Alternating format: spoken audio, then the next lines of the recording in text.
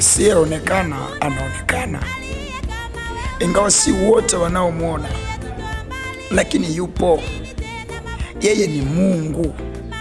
Haonekani, lakini anaonekana.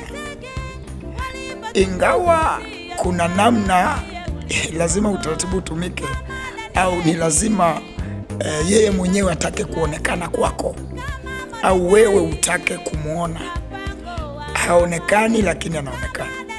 Kwa hiyo ukiamua kutaka kumuona, utamuona. Yupo na utamuona. Na hata ukitaka kusemesha, atakusemesha kwa sababu yupo. Unajua ni ngumu sana kuendelea kukaa kwenye imani ambayo ni ya kimapokeo na kushika dini na kadhalika, lakini hakuna ule uhalisia wa ushirika wako na yule Mungu anayetajwa na hiyo dini. Hakuna ule uhalisia. Sasa kama hakuna uhalisia, wa nini huyo mtu? Wa nini huyo? Sasa ni kuachana naye kama hana njia ya namna ambavyo anaweza kuonekana.